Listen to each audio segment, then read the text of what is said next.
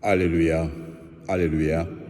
Nous t'adorons, ô Christ, et nous te bénissons. Par ta croix, tu as châtié le monde. Alléluia. Le Seigneur soit avec vous. Évangile de Jésus-Christ selon saint Jean. En ce temps-là, Jésus disait à Nicodème: nul n'est monté au ciel, sinon celui qui est descendu du ciel, le Fils de l'homme.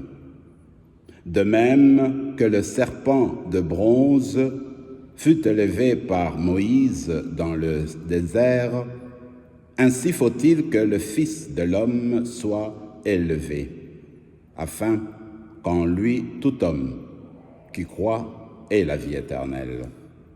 Car Dieu a tellement aimé le monde qu'il a donné son Fils unique, afin que quiconque croit en lui ne se perde pas, mais obtienne la vie éternelle. Car Dieu a envoyé son Fils dans le monde, non pas pour juger le monde, mais pour que, par lui, le monde soit sauvé.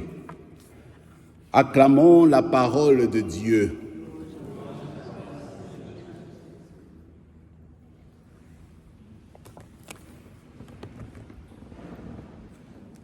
Ce premier texte que nous venons d'annoncer, de lire, vient de, comme vous le savez, de saint Paul aux Philippiens. Et les anciens disent qu'en fait, cet hymne qu'on vient d'entendre, on l'appelle généralement l'hymne au Christ, et on croit que ce texte-là, comme tel, existait avant Paul lui-même. Peut-être que ça venait à l'époque des premières communautés chrétiennes en Israël. Et Paul a repris cela et il l'a cité dans son texte. Qu'est-ce que je veux dire? Eh bien, je veux dire que déjà au début, les chrétiennes ont compris que la croix jouait un rôle important. Que signifiait la croix? Eh bien, la croix exprime le salut de Jésus, exprime ce que Jésus a accompli pour l'humanité. Et pour faire cela, eh bien, le Seigneur Jésus a entré dans l'humilité, la simplicité. Pourquoi? Parce qu'il dit, écoutez, comme dit l'hymne que disaient déjà nos premiers chrétiennes il y a longtemps, il disait, regardez, Jésus, il est venu d'en haut, ce qu'on vient de dire dans l'évangile au jour d'aujourd'hui, il est venu d'en haut. Mais il n'a pas voulu garder ce temps-là, ce moment-là, rester toujours auprès du Père.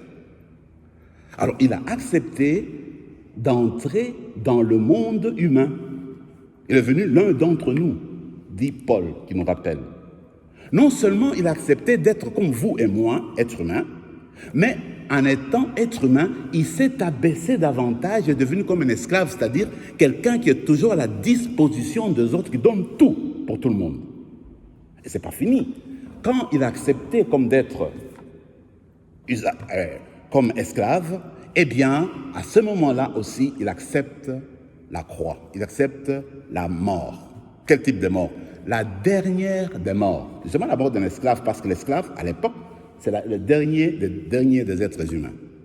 Alors, comme pour dire, Jésus, pour montrer notre attachement, montrer notre amour pour chacune d'entre nous, il a accepté d'être l'un d'entre nous. Il a donné sa vie pour nous. Et si on accueille sa vie, c'est que vous et moi, nous voulons en même temps entrer dans son sillage. Nous voulons faire comme lui, c'est-à-dire chercher notre simplicité, l'humilité. Ne pas chercher nos honneurs, ne pas chercher nos intérêts. Jésus n'a pas cherché ses intérêts, il a tout laissé tomber en vue de l'humanité. Alors être chrétien, c'est cela. C'est vider, c'est pas chercher ses intérêts, c'est laisser l'humilité et être là pour les autres continuellement. Ça, c'est, moi, je pense qu'on peut comprendre, n'est-ce pas, le sens de la croix à partir de ce premier texte. Le dernier texte que vous connaissez très bien, c'est l'évangile d'aujourd'hui.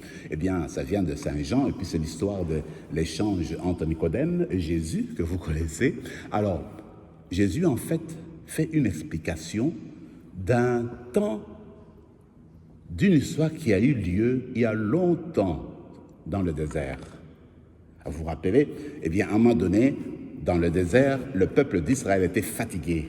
Il voulait revenir en Égypte parce qu'il manquait à manger, il manquait de quoi boire, il voulait recommencer à zéro.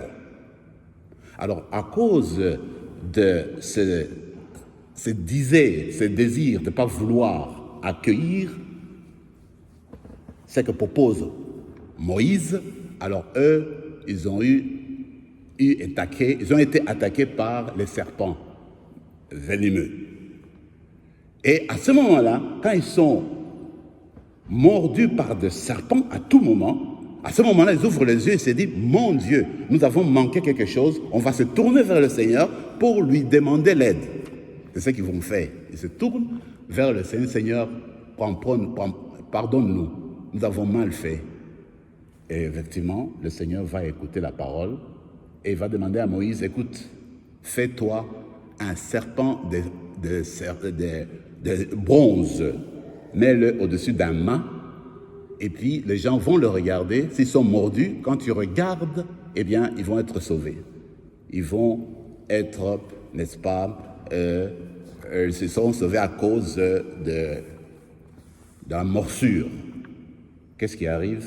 Eh bien, tous ceux qui sont tournés vers la croix, ceux qui sont tournés vers le serpent de bronze, ils ont été guéris. La croix, c'est ça l'image de serpent.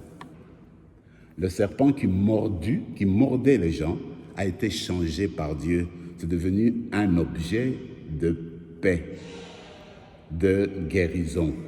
La même chose, la croix n'était pas acceptée au temps de Jésus. C'était humiliation de tout le monde.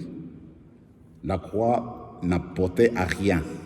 Mais Dieu a changé le sens de la croix.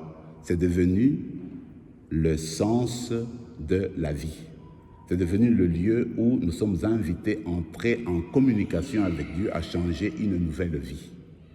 Alors, maintenant, aujourd'hui, cette croix que nous regardons tous les jours, quand nous avons péché, quand nous avons été mordus dans le serpent, quand nous avons été mordus dans la vie de notre esclavage, quand nous avons été perdus, moi je dirais, dans notre désert de vie, le Seigneur, quand nous tournons vers lui, on regarde vers le Seigneur, alors il vient nous guérir à partir de notre morsure de la haine, morsure d'égoïsme, morsure de tant de péché. Quand nous avons cela, nous nous tournons vers le Seigneur, il nous pardonne continuellement. C'est ce qu'il fait tous les jours avec la croix.